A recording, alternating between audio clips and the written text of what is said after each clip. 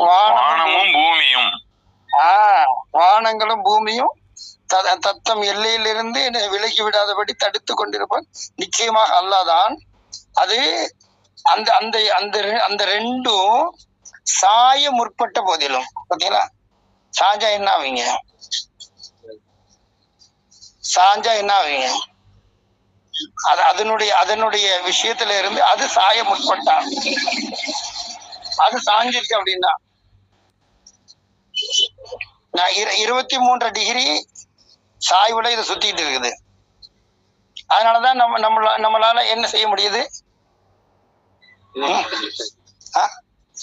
நிக்க முடியுதா? என்ன இரவு பகல் வருதா?